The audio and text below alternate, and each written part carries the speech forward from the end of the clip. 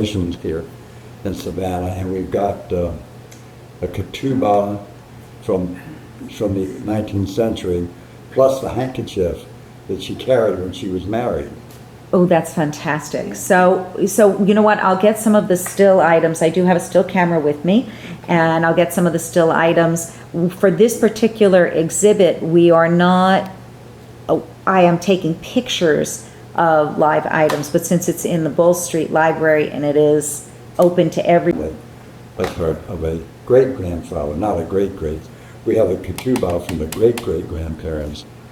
That's a family picture of the great-grand. All right, so let's go ahead and get started, and we'll let this kind of progress. So the first thing I'm going to ask, and you can answer in turn since we're doing this together, is if you would state your name and then tell me how you got to Savannah or your family got to Savannah, and where did they come from and why did they come here?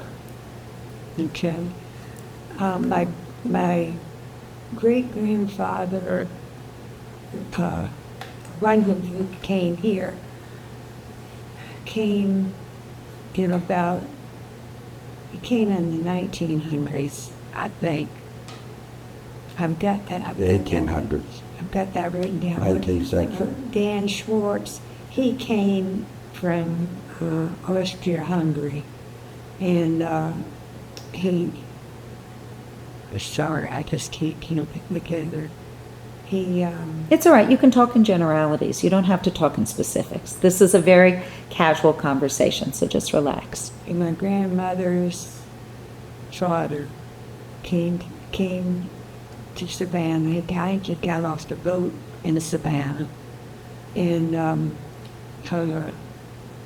he worked here until he could bring his family over.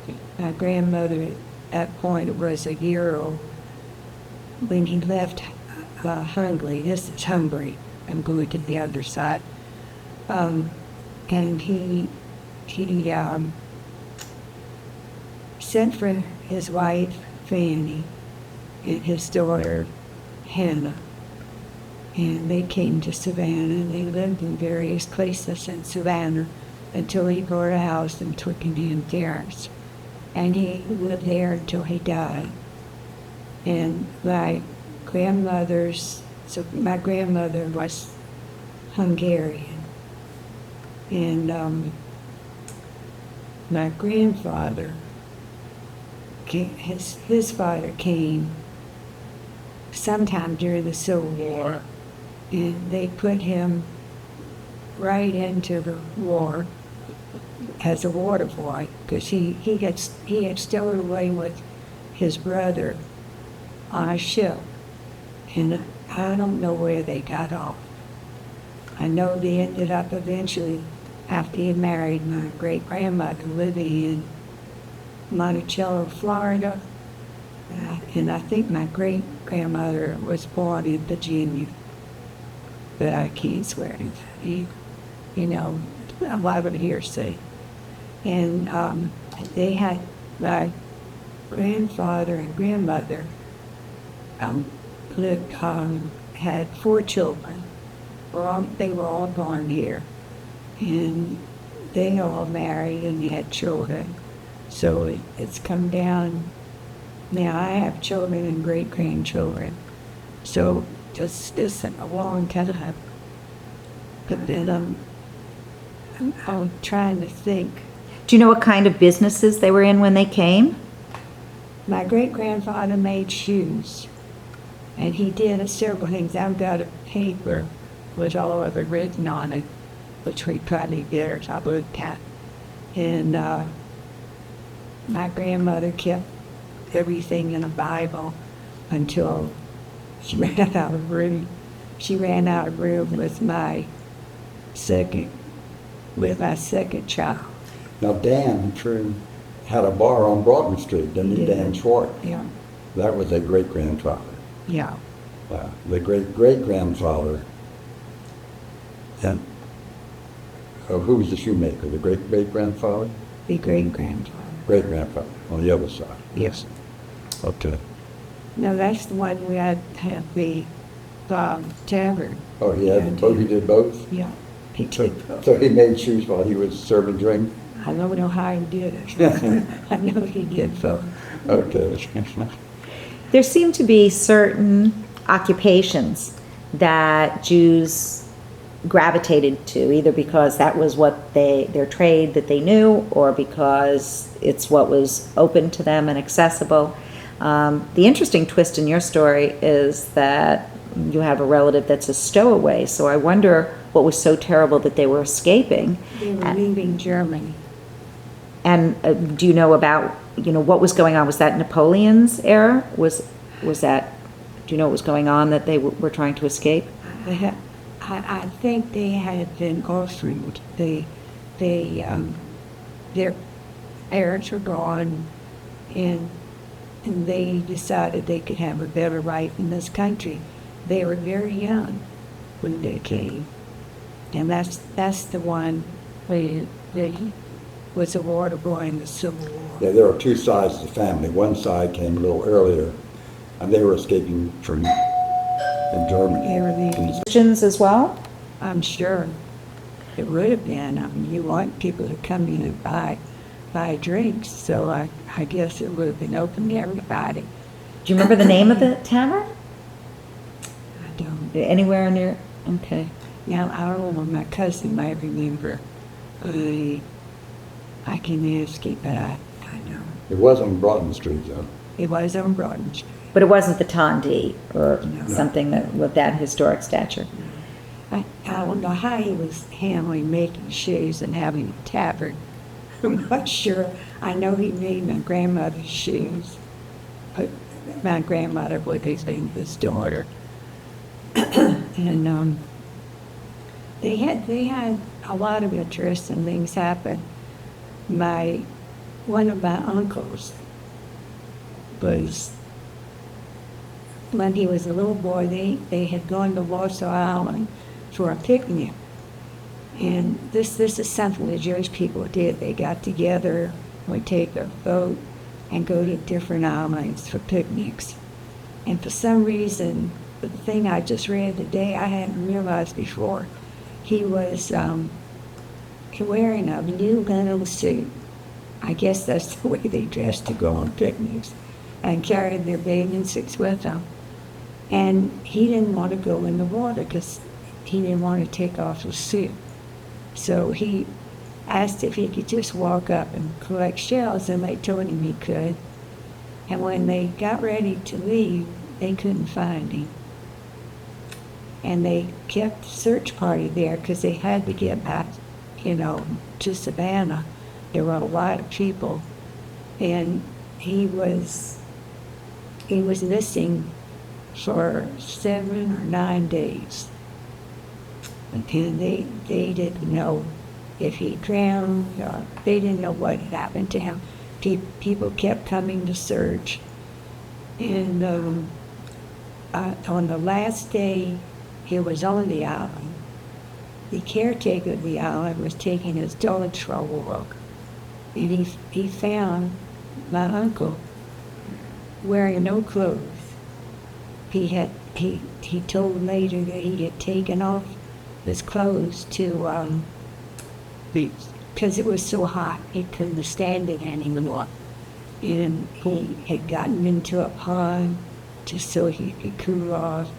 He was completely covered with all kinds of bites. There were snakes and boars on the island, and he did see an alligator, but he was okay. And they think he may have picked up the smell of the island since he wasn't wearing clothes, and that may have protected him. This is part of the Savannah folklore. There was a big article of this story revisited just a few years ago. And I've got that article. What did he eat? He drank water. He said he didn't have anything to eat. Now, they don't know if that's true or not, because it's hard. He looked like a concentration camp victim when they found him. You could count his bones by looking at him. He was so thin. Did he just get disoriented? He did. He heard they shot pistols. They did everything they could. They blew the horn on the boat or whistle, and hoping he would hear him and come back. And he did hear him, but the more he tried to find them, the more lost he became. So it was Wow. just a blessing that this caretaker found him, and then how he got the word to Savannah, I don't know. I guess he had a boat he could leave with, and he must have brought him on. But you get bits and pieces of stories. Well, before I ask you some questions, what is your earliest memory of growing up in Savannah? The earliest, Your earliest memory. Is it a memory from the house? Is it a memory from one of the businesses? it was a memory of being chased by a dog. I was really little, and I had gone out to walk in front of our house, which was also in Twickenham. And a dog came up, and I went to pet him, and he tried to bite me, and I got so scared. I ran home, and I was bit. And they put wet tobacco on it. I don't know what kind of cure that was, but I didn't have any shots. I don't think they were doing shots then for dog bites. And I was really frightened. Every time I went out after that, I picked up a stick. I don't know what I could have done with it, but I always had a stick. Well, before I move on, let's leave you with a happy memory. What's your favorite food growing up, Jewish or not? The favorite food was always something with sugar. Anything that had sugar. And next to that would be fried chicken. Most definitely a southern And dish. Strawberry shortcake. I would die for strawberry shortcake. Okay, so let's find out a little bit about you. First of all, introduce yourself and tell me how Before your you go people... on, there's another bit of folklore that she might want to tell you. Her grandparents particularly were very interesting, and they had this house in Twickenham Terrace, which was the clubhouse for the golf club, Savannah Golf Club. It So was they- moved was across the moved. street. But Nana, as a little girl, they used to go to Warsaw Island on boat trips, and they used to go to Tybee, but they had to take a train to Tybee. Why don't you tell them the story of Nana and the train? That's when she was a young woman. She and her friends went to Tybee on the train, and for some reason she missed the train coming back. And my grandparents they were so upset. They didn't really have that much money, but they chartered the train, and my grandparents went back to the beach to look for her. And they found her at the train station. She had missed the train. It would have been bad for reputation for a girl to stay out on Tybee by herself overnight. So they didn't have a car. I don't even know, I don't think there There was was a no road. to Tybee.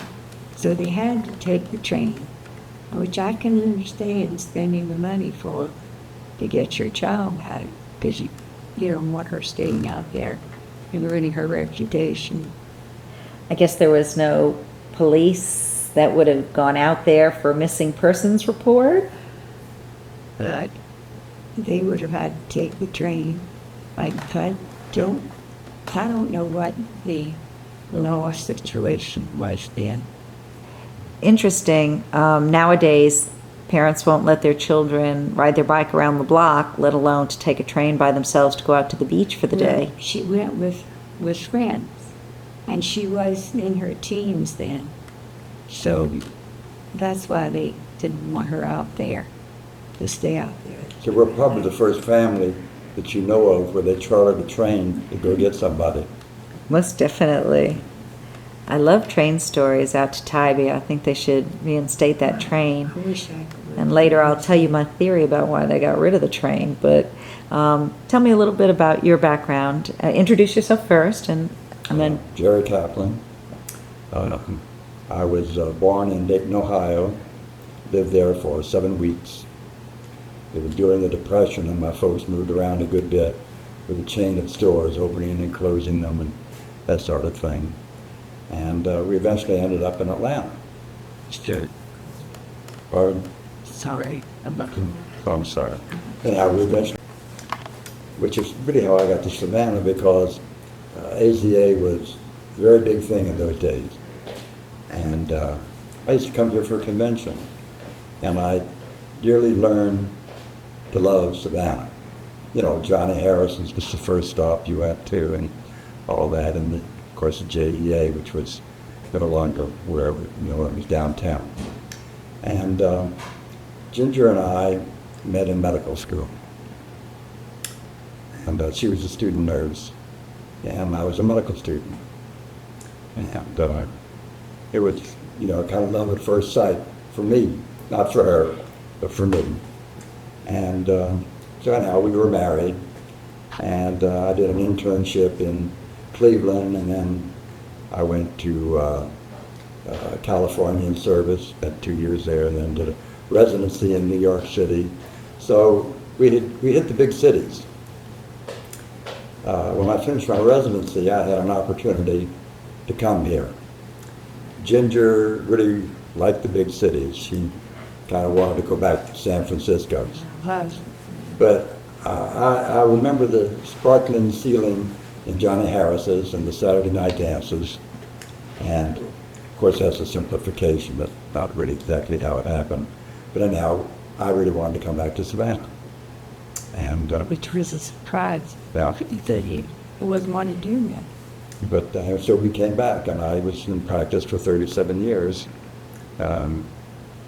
Actually 36 years. And we've been here ever since.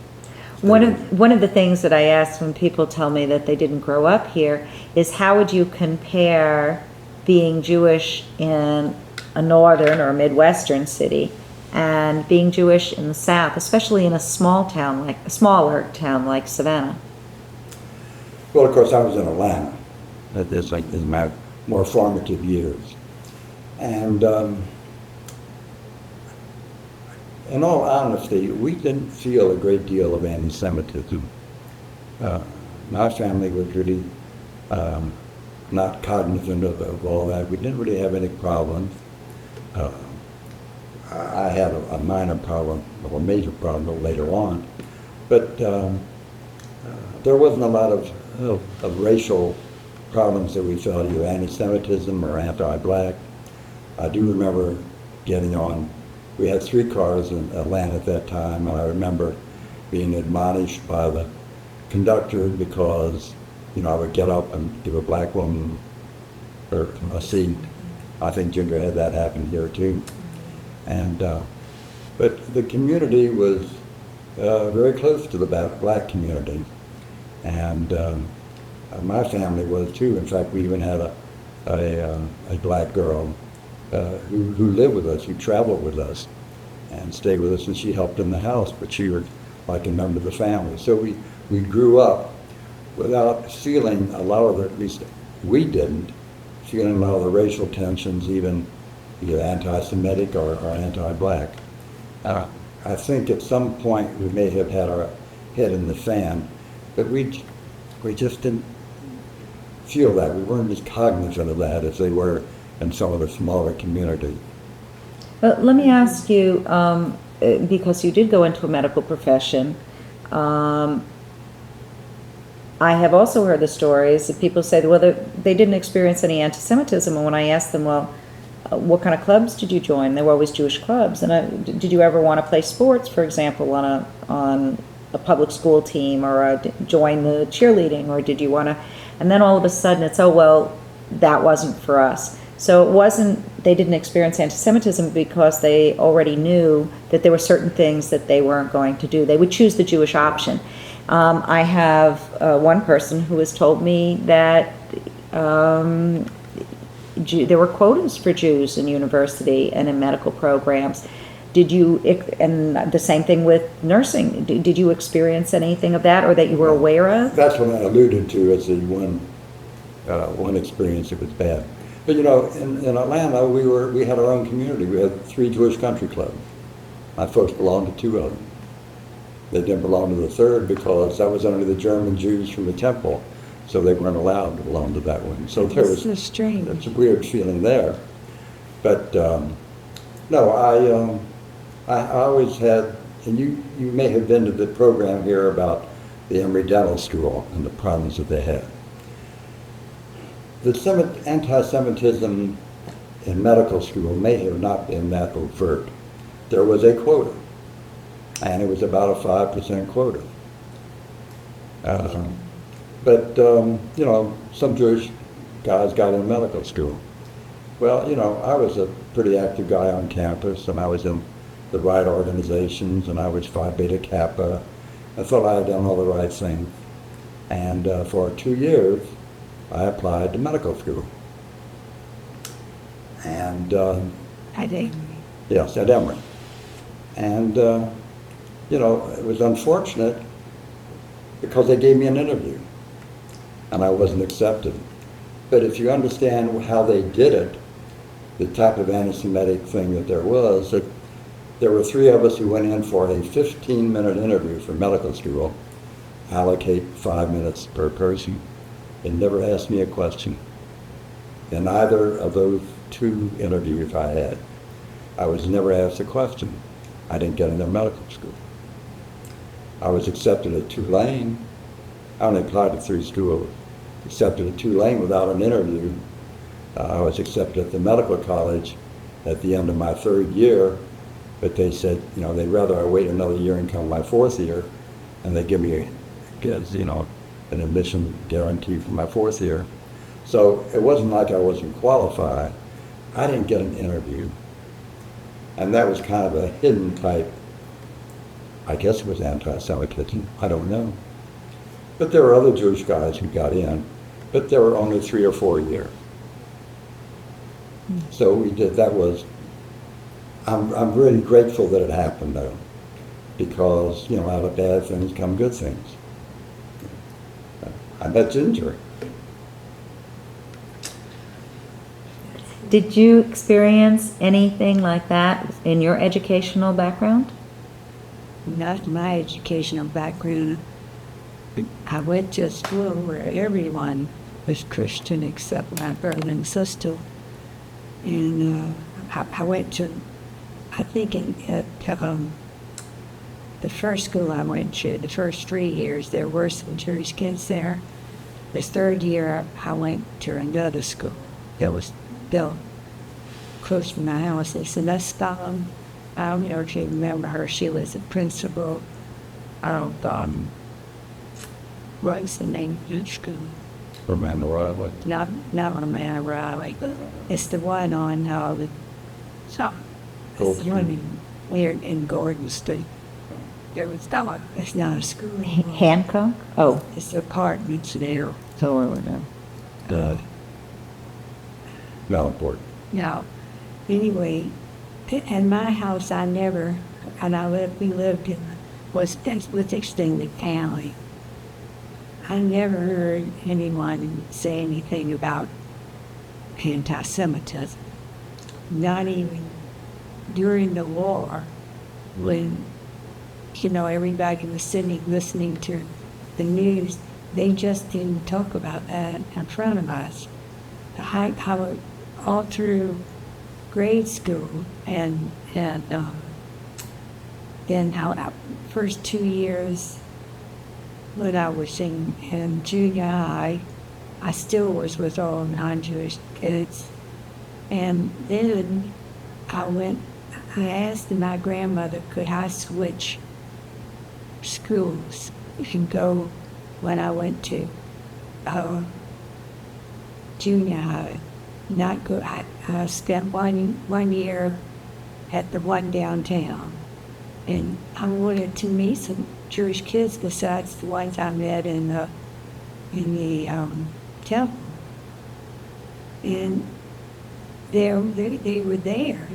I met kids I never knew. I didn't know the Jewish people from the BBJ.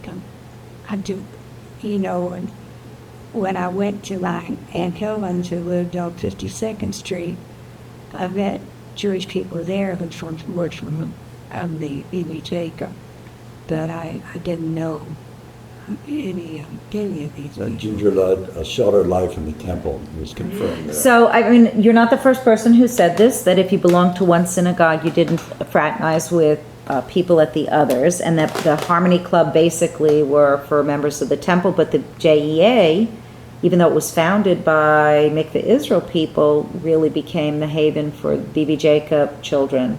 And is that your experience? Yeah, that's an experience. So you did not grow up playing games at the JEA or joining their sports I really teams? didn't know about the JEA.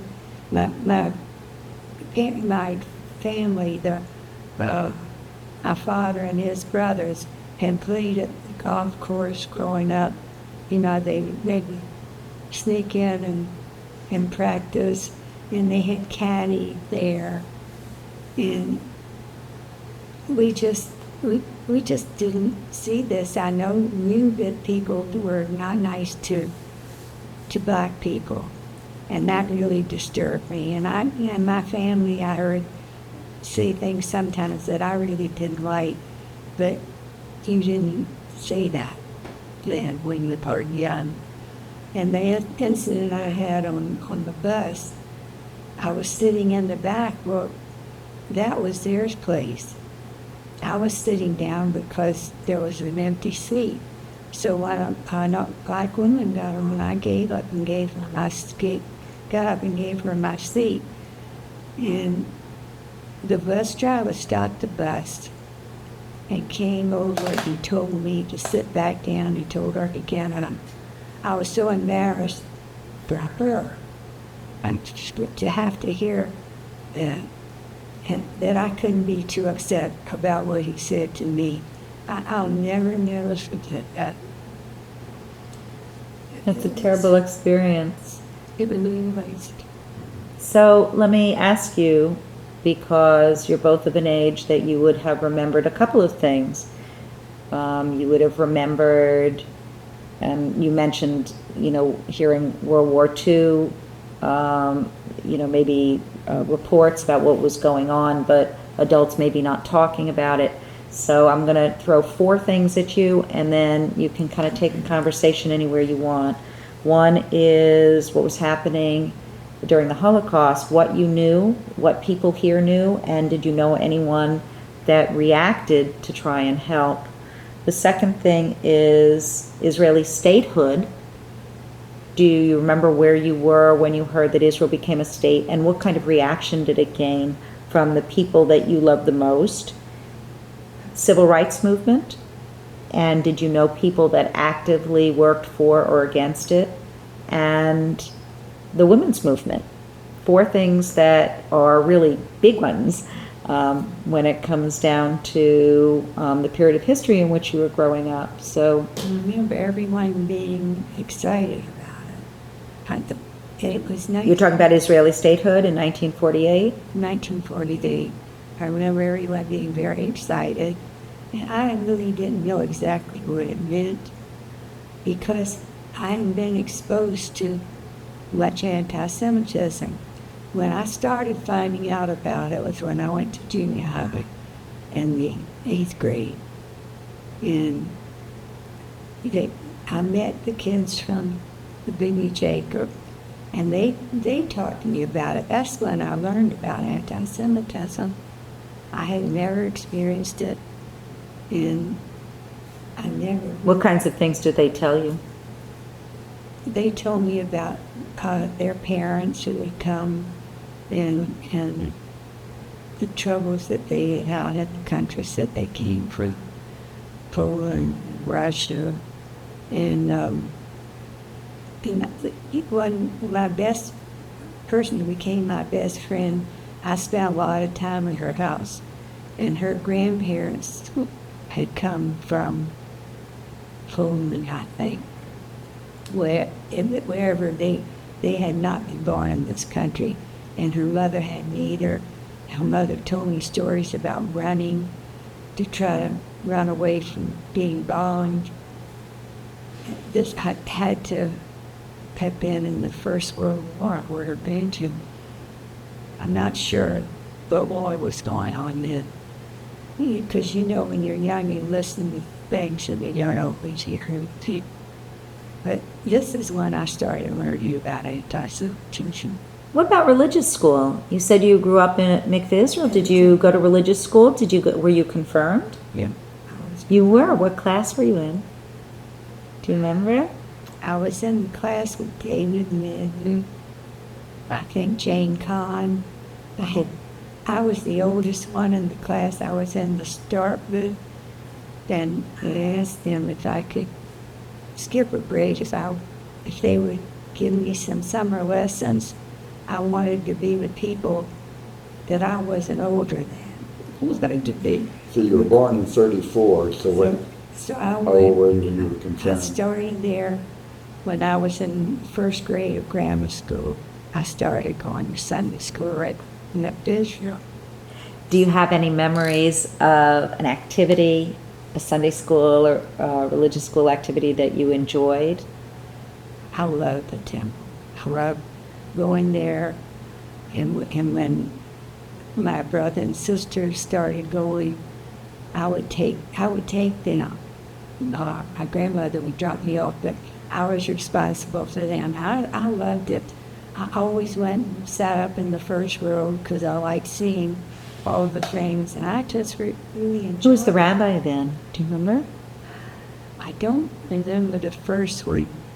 The one I really remember is Dr. Young, Rabbi Young. I loved him. He was a very special person. And for some reason, he was a little more religious than the one he had before. And for some reason, a lot of people in the temple thought he was a little too religious. He was so good. He was a great teacher. And I was broken-hearted when he left. And the next rabbi, the one I remember used to come and talk to us was Rabbi Solomon, the older Rabbi Solomon, who had been the rabbi there for a long time before I started going. But he did come and talk to us when we had Sundays and we went on Sundays Did you also go to Hebrew school? I honestly didn't know about Hebrew school then until I met the kids from the B.B. Jacob. So I didn't know any Hebrew. I knew the Shema, and that was about it, because there was not much Hebrew. So what kinds of things, I don't know if you can remember back, but what kinds of things did they do to prepare you for confirmation? We celebrated all the holidays at the county, decorated a sukkah in the synagogue on the Bema, which was always a great time. I loved it. And we had plays. I was Queen Esther in the play, and David, the obstetrician, David, Vic's mother, was always so good to me. She did special things. She brought clothes for me she wanted me to wear. I wore my Aunt Bert's bridal dress. She was small when she got married, and they had to pin it some, but it worked. And Mrs. Vick brought a cape for me to wear, a long velvet cape. And I had so much fun doing that. And I don't like to get up in front of people, but I really enjoyed doing that.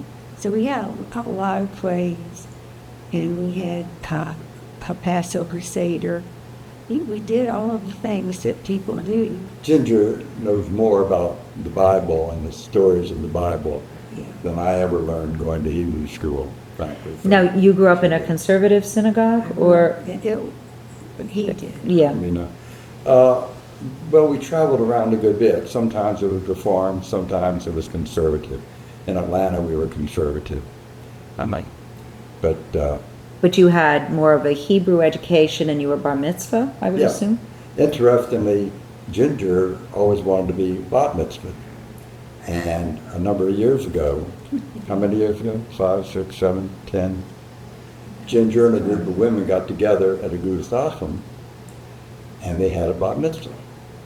That's Shem. we had Rabbi Protot, but he was teaching us that I think Rabbi Walker finished our education. I always kid and say that that was the first group bat mitzvah that was ever sanctioned by Medicare. Yeah, I was actually getting Medicare then. That's 15 years. Yes. So that actually brings me back to the question about the women's movement.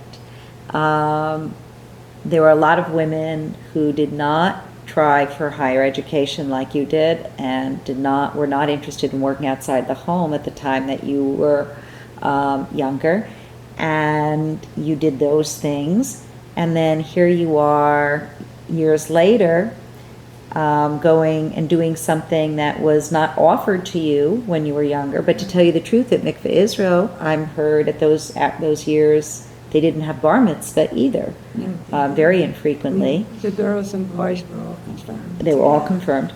So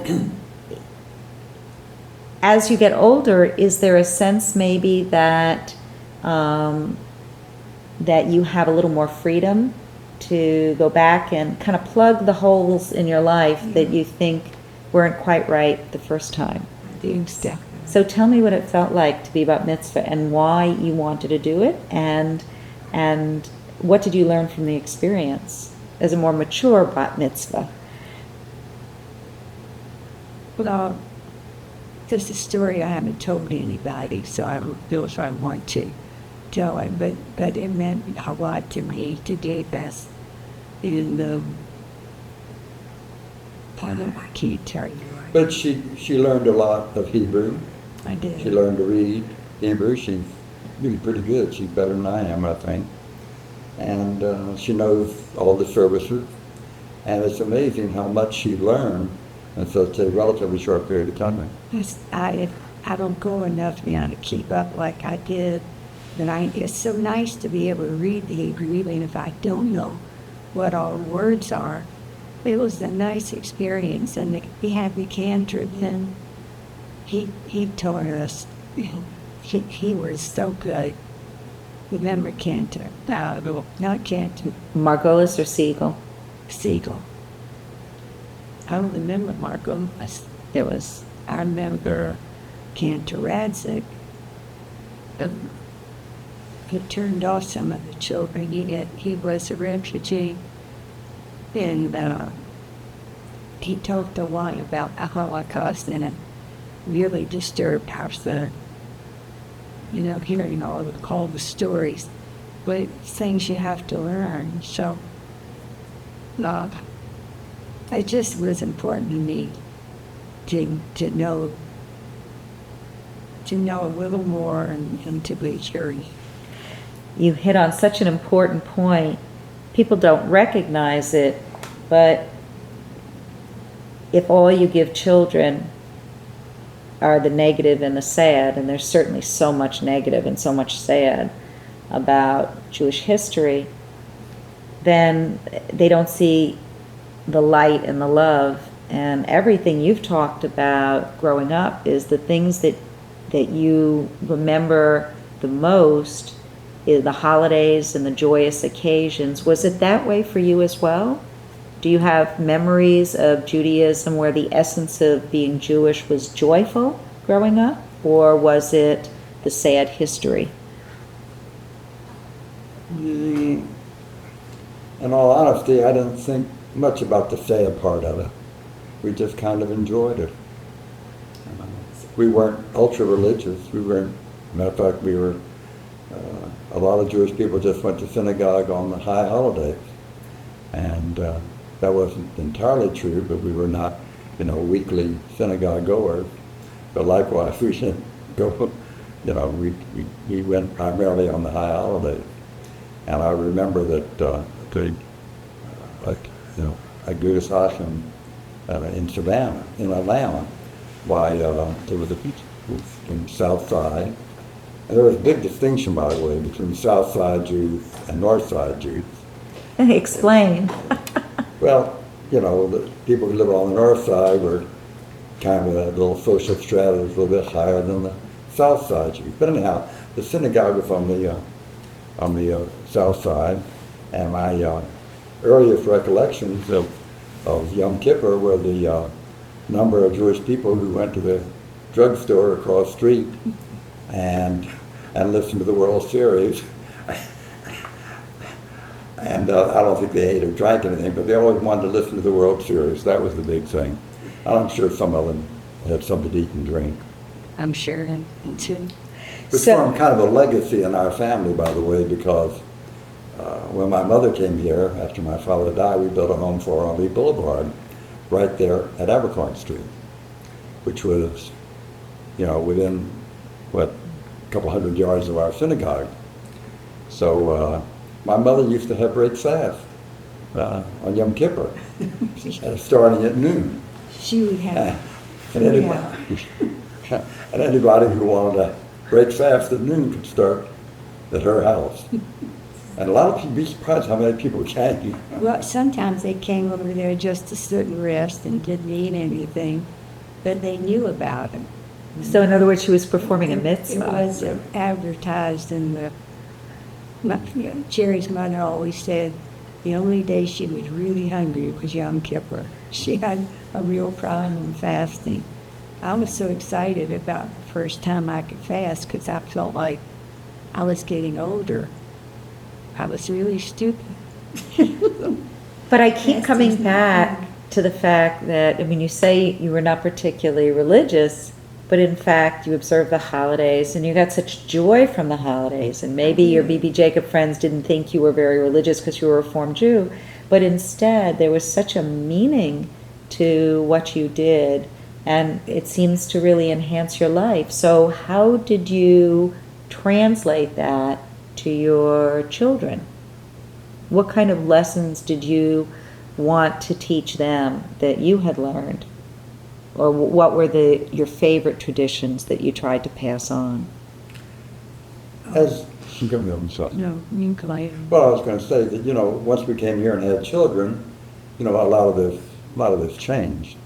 Incidentally, my parents, we changed dishes for the holidays, and we observed all of them. We always lit the candles on Friday night, things of that sort. When I say religious, our feeling about religion was that if something you enjoyed, you didn't feel obligated to do a lot of the things, just because that was the thing to do. We did it because we wanted to do it. Temple.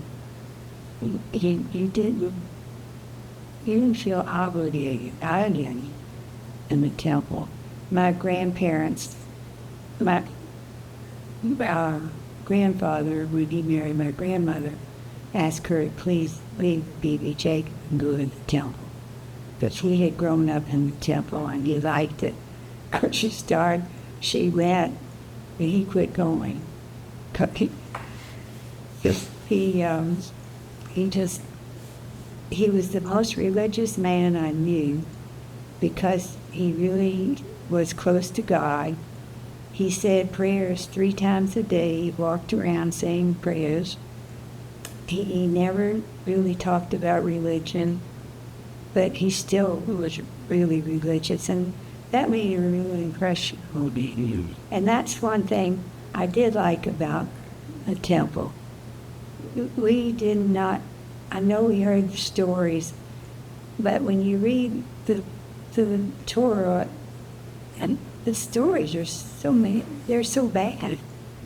It's difficult to listen to some of the stories. It really is. And I feel like I'm doing something wrong when I say that. But I have a problem with the stories in the Torah. I liked it the way I got it at the temple. But in answer to your question, once we had children, we participated more. Ginger was a president of the sisterhood, or co-chair of the sisterhood. I was the first president of the Agudas Ashram when we moved in. Right. Ernie was the president as we moved in, and I became the president of our new synagogue. So we were very active, and we did all those things. But we didn't really force a lot of it on our children. We just accepted it as a matter-of-fact thing. We want so much to provide for our own children the best of what life can offer. And yet, I know that I'm not the only one who has children that are not coming back to Savannah. Did we do something wrong? What is it that Savannah can do to retain young Jewish people? Or is there something that you think that they needed that they couldn't find in a small town? I think a lot of it has to do with marriage. Sometimes, if you marry someone from somewhere else, and you might like that place, and they might really want to live there, and one person gives in. So that may be the reasons. I don't think our children leave because of religiosity. I think they leave because of opportunity to do what they want to do. Unless you're really ultra-Orthodox, unless you're very Orthodox, I don't think our children leave, they wouldn't have left because there was no religious school for their children. No, they left, and then they've come back, but they left because of opportunities and interests elsewhere. I don't think it's anything against Savannah, because I don't think Savannah no one gets rid of the feeling of Savannah. What is it about Savannah that's so special? People always want to come back, and a lot of them don't want to leave. I just happen to be one of them. Once I saw San Francisco, I felt like I'd found heaven, and I really wanted to go back there to live, but I'm glad we didn't. It was a real trip then to come here. I did spend 2 years out there. When Jerry was in his giving me his service time, and it was a great experience, but sometimes you need to just come back. And I'm glad he wanted to come here because I think things have changed a lot, and I don't know if I'd be as happy there now. I'll ask you a question. You're not from Savannah. No. And you're here. And you're here. And, there's a certain aura about Savannah that I think is very special. I came here because of medical opportunities. I was interested in academic medicine. We just built a new hospital that was a specialist hospital. We developed teaching programs. We developed residencies in our specialties. And it fulfilled what I wanted to do medically. But underneath all of that, there was still that good feeling about being in Savannah. I think we had a wonderful Jewish community here. And a close-knit community. We did in Atlanta too, by the way, very close-knit community. But everybody, it was so accepting. I don't care what you did or might have done or should have done, you were still accepted by the community. And really, we have found very nice things of the non-Jewish community also. I'm sure that there's always that underlying anti-Semitic feeling that it has, but we're guilty of some feelings too that are fairly negative about other groups. So it's just a nice warm town. It's also nice to be able to park downtown and not have to walk too far. Used to be able to park downtown, not too far. Well, we're coming kind of to the end. Is there anything I didn't ask you about Savannah, being Jewish in the South, growing up, education, Jewish traditions that you wanted to talk about that we didn't mention? This is your chance. I always liked the feeling of Judaism growing up.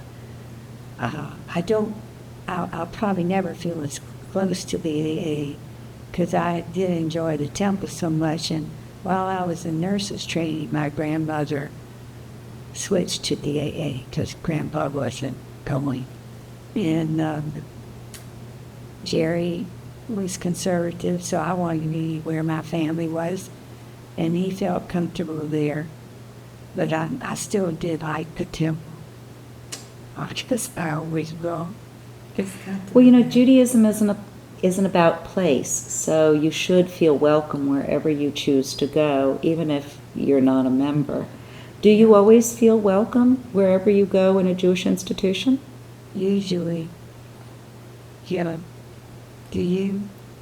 All around the world. It's always comfortable to be with people you know, feel the same way you do, and you think about lighting candles, and you know everybody Jewish who lives in the same time zone, lighting candles at the same time. And I was good about that. I don't always light them like I used to, but I try to remember. It's harder in the summertime because it's light so late. You just don't remember always. Wintertime's easier. But that's the special thing that everybody, that all women learn to do.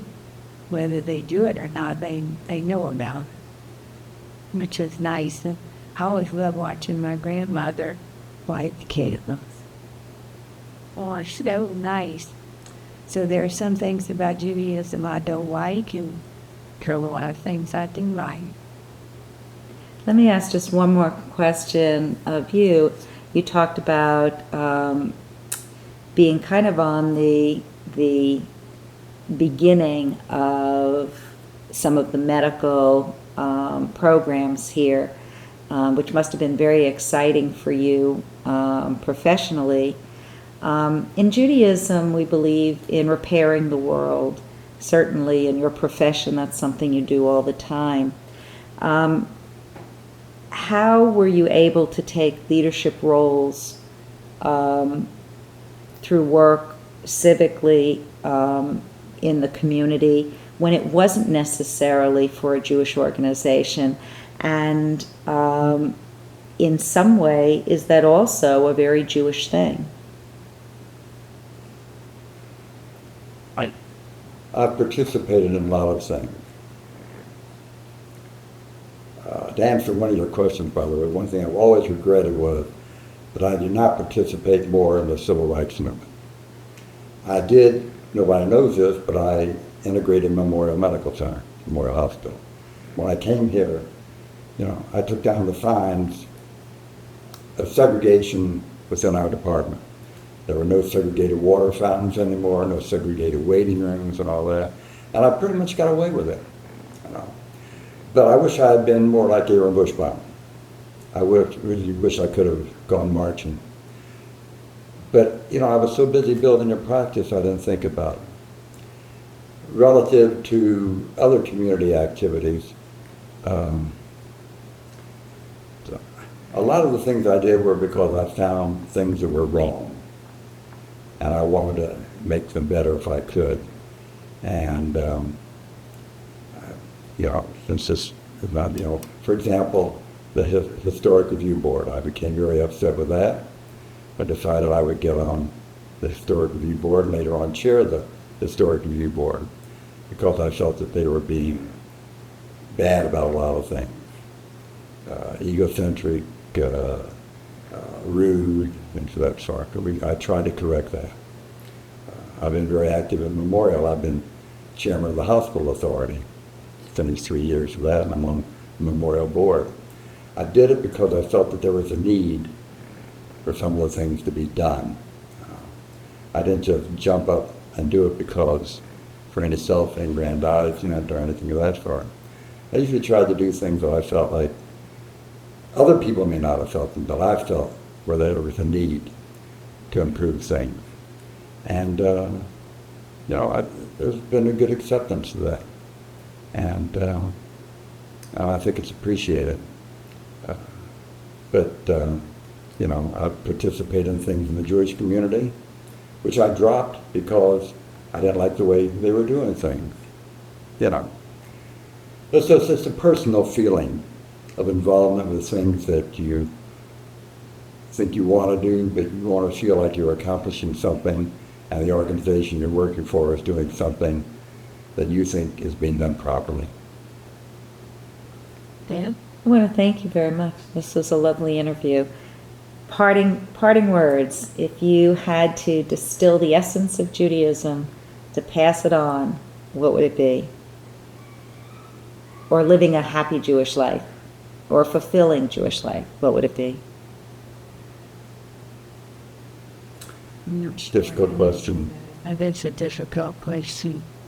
What do we feel should be done, or what do we think? What do you think is necessary in order to have a fulfilling Jewish life? What is the essence of Judaism that you want as your legacy? I wish I could say that the various, I don't like using the word factions, but the various groups of Jewish people would be more understanding of each other's traditions and more understanding of their attitude toward lots of things. I wish we could kind of get together and we could all be friends. Somehow or another, I wish I could leave a legacy of that. And I tried a number of times, but unsuccessfully. And I realized that, I'm trying to change something that has been around for generations, and I can't really accomplish it. But it would be nice to say that somehow or another, we all got together and we're more understanding and more tolerant of each other. Allegheny. If we could be, then no one's perfect. And I think you just have to fear Judaism. Thank you both very much.